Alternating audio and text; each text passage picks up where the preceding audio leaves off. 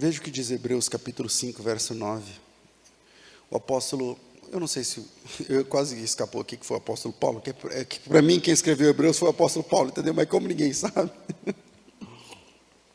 eu vou cortar essa parte. Então vamos lá. O autor aos Hebreus, o autor aos Hebreus diz assim, ele começa do verso 1 em diante, ele vai fazendo um paralelo, presta atenção. Ele faz um paralelo entre o ministério de Cristo, sacerdotal de Cristo, e o sacerdócio de Melquisedeque. Eu sei que o nome é estranho, mas é o que é. E aí ele vai dizer que Melquisedeque é aquele cara que aparece para Abraão quando ele está voltando da batalha dos reis lá e tal. E aí ele leva pão e vinho, que é uma figura de Cristo. E aí o autor aos Hebreus vai traçar um paralelo entre os dois sacerdócios. E aí ele diz assim no verso 9, a esse respeito eu tenho muitas coisas a dizer, mas é difícil explicar porque vocês se tornaram tardios para ouvir. Muito embora vocês já deviam ser mestres, levando em conta o tempo decorrido.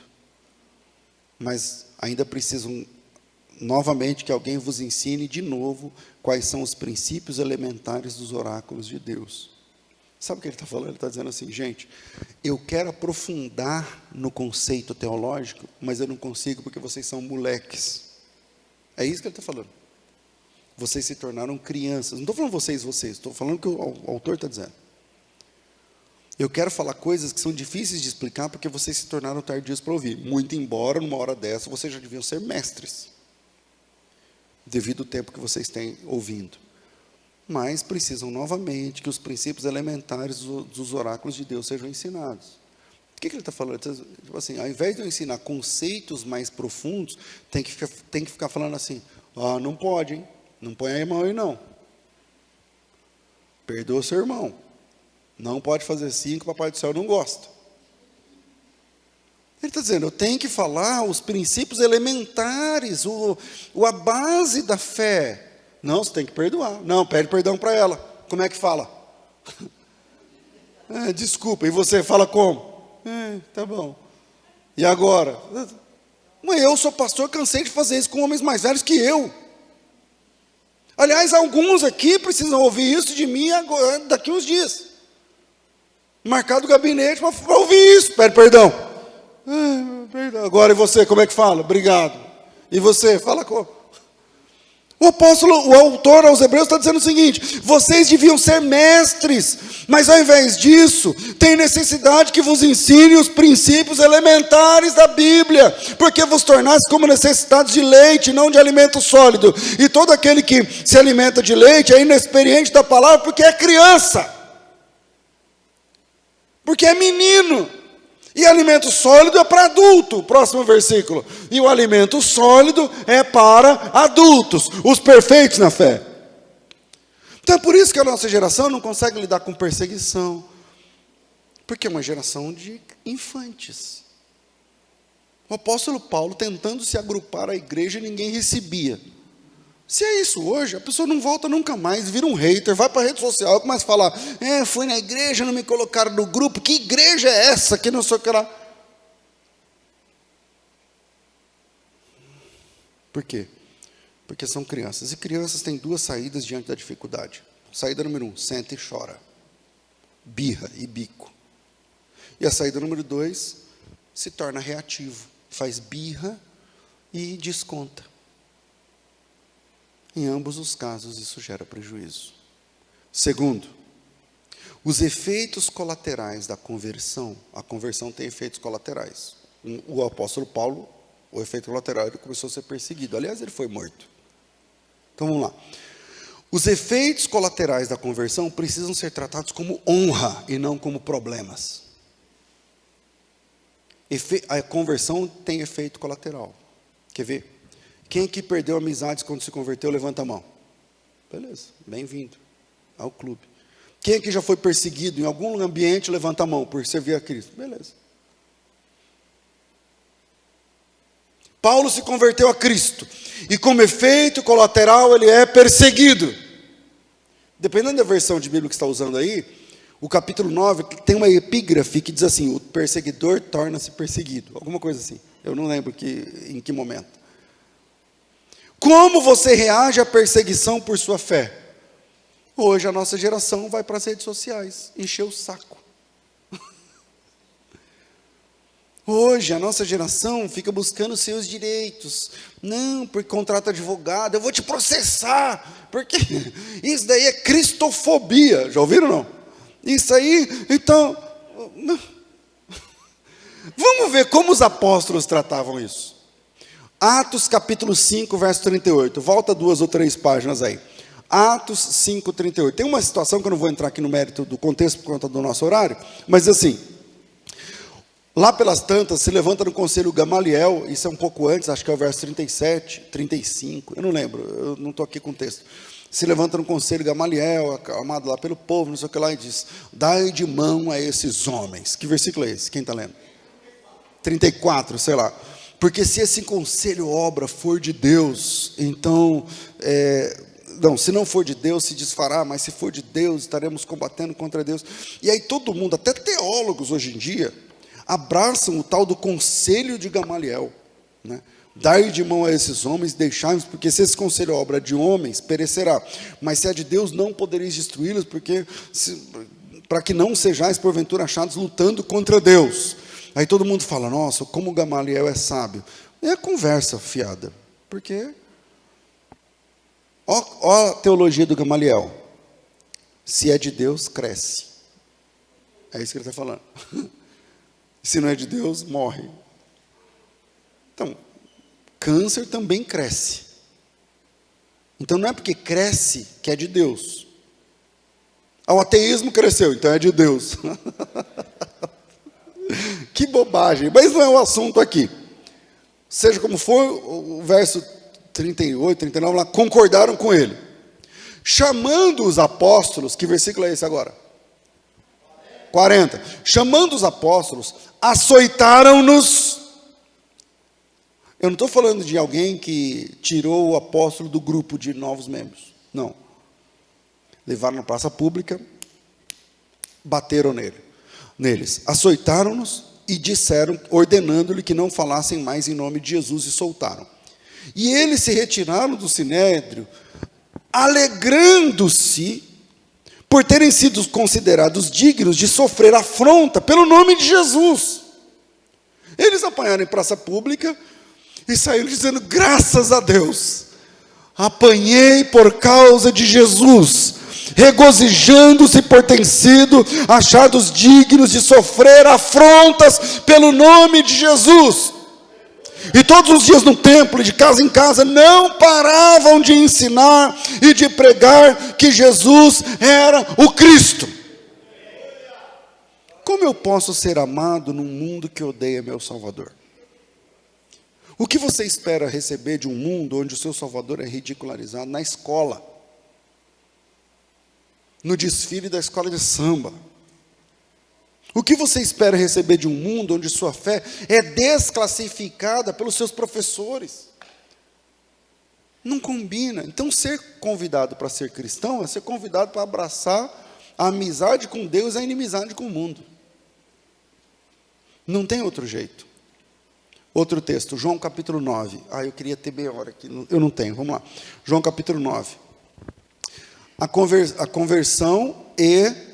Esse texto mostra a conversão e a cura. Na verdade, a cura e a conversão de um cego de nascença. O cara era cego de nascença, desde que nasceu. É aquele texto que todo mundo...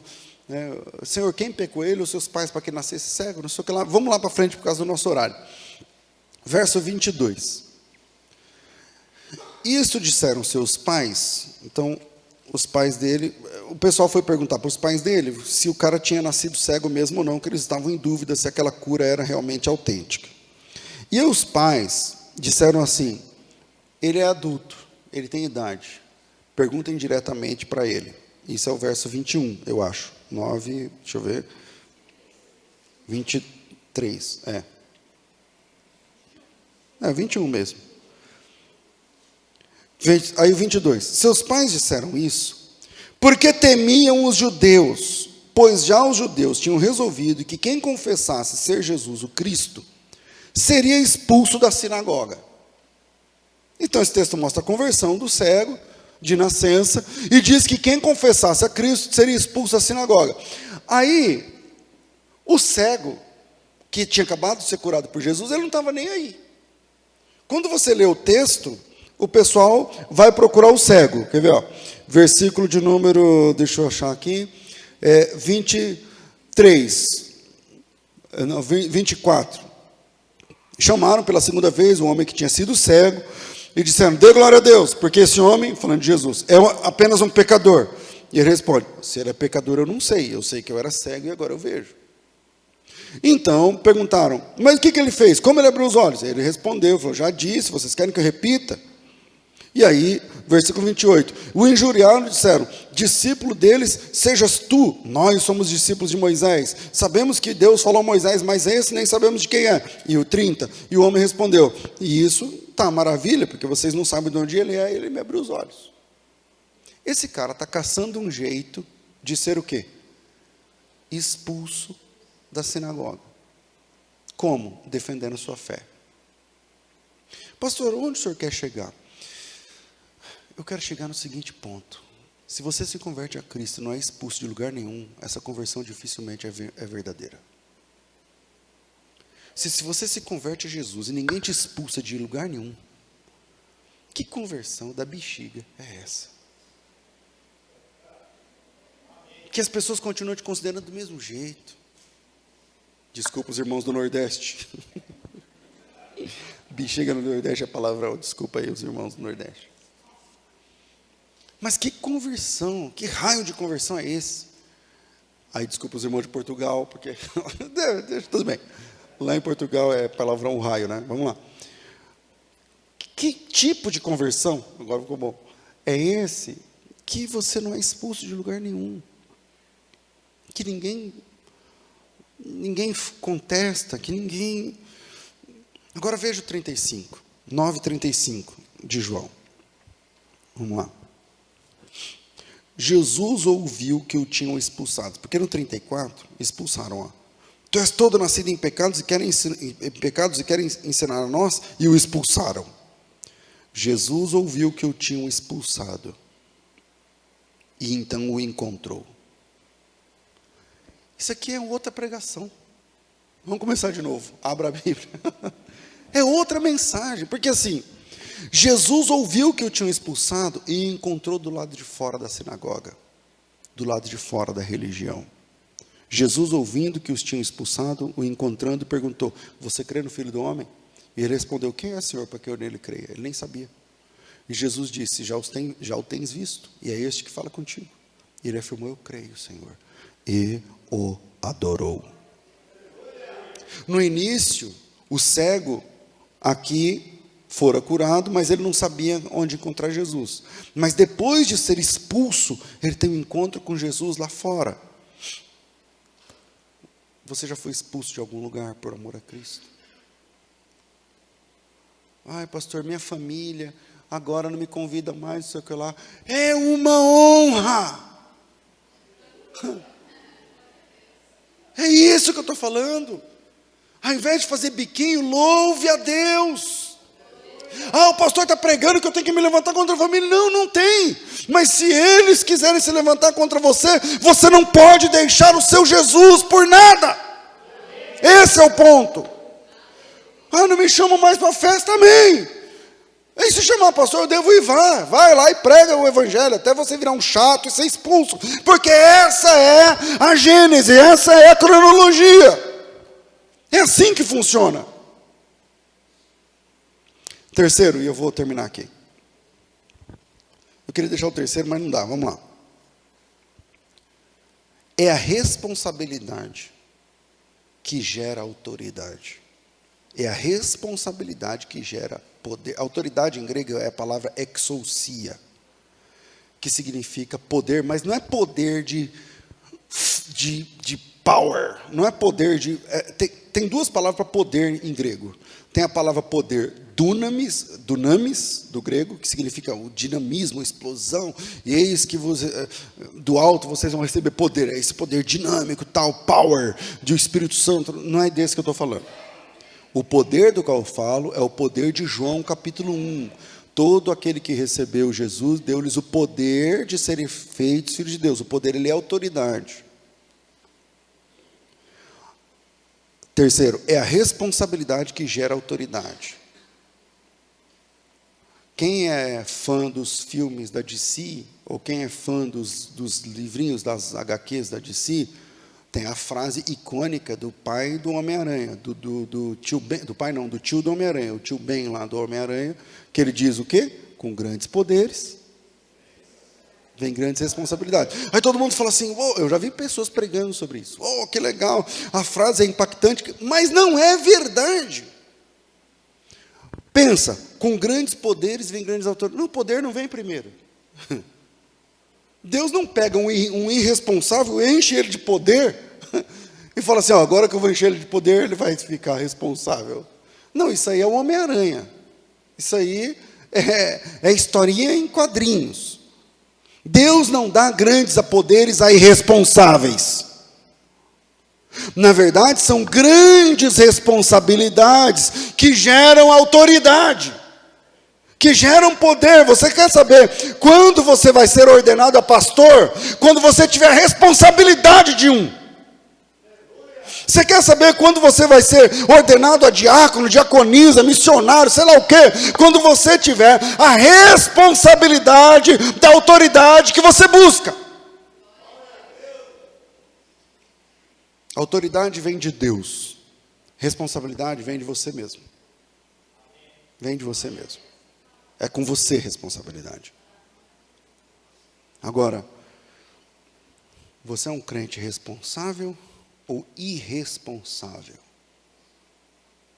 Pastor, como eu faço para saber? É simples. Mas dói. É simples, mas... é simples. Você serve para alguma coisa na comunidade? Não. Então, essa é a sua resposta. Então, o que eu faço? Então, com grandes responsabilidades, vem grandes poderes. É o contrário. Comece a ter responsabilidade, que você vai começar a ter autoridade. A autoridade vem depois. A exousia, o poder como autoridade, vem depois. Primeiro você tem responsabilidade. Pastor, como é que eu faço? Lê a Bíblia. Começa a ler a Bíblia. Você já leu a Bíblia?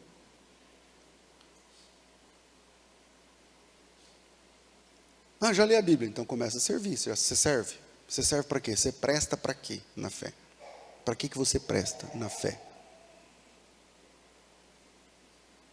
Aí, pastor, essa palavra está muito forte. Então, significa que você não é mais criança. Porque papinha é para beber. Aí o próximo culto, quando a gente chamar as crianças, você vem na frente. Para orar, aí lá na sala das crianças, vão fazer lá, oh, Jesus Cristo, eu te ama, não sei o que lá, a mamãe, o papai, para você. Agora, se você ficou aqui nessas cadeiras, é porque você é adulto. Aí não é com papinha que a gente resolve, é com uma palavra como essa, dessa manhã. Dessa manhã. A autoridade vem de Deus, a responsabilidade vem de você. Agora, se você é um crente responsável, só você pode responder. Deus não condecora irresponsáveis. Estava errado, o tio Ben lá estava errado. Não é isso que a Bíblia diz. A Bíblia diz o que está escrito em Atos 5,32. Nós somos testemunhas dessas coisas, nós e o Espírito Santo que Deus deu àqueles que lhe obedecem.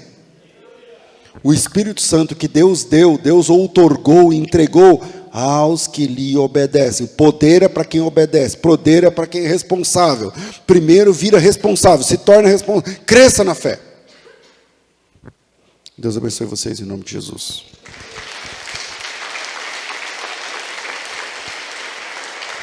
Vamos ficar de pé, gente? Vamos ficar de pé, gente. Chegou a hora do ofertar. Curva sua cabeça. Se você nunca ofertou, é com você. Se você só ofertou uma vez esse ano, é com você. Se você ofertou toda vez, curva sua cabeça. Pai Santo, nós te louvamos em nome de Jesus. Obrigado por esse tempo, obrigado por tua palavra, obrigado por tua direção. E eu saio daqui hoje mais responsável para te servir, te amar, te adorar e ser um referencial do Senhor nesse mundo. Em nome de Jesus, abençoe em especial meu irmão e minha irmã, que ouvindo essa palavra quer se posicionar, quer se posicionar. Obrigado, Senhor, por tanto. Obrigado por tudo que o Senhor tem ensinado a nós nessa comunidade, nessa família. Agora, no momento do ofertório, dirija ao meu irmão e minha irmã. Aqueles que vão fazê-lo através de dízimos, aqueles que vão fazê-lo através de votos, aqueles que vão fazê-lo através de ofertas voluntárias. Dirija cada homem e cada mulher a abrir o coração e o bolso para investir nessa obra que é do Senhor. Em nome de Jesus, amém. Amém. Se você é do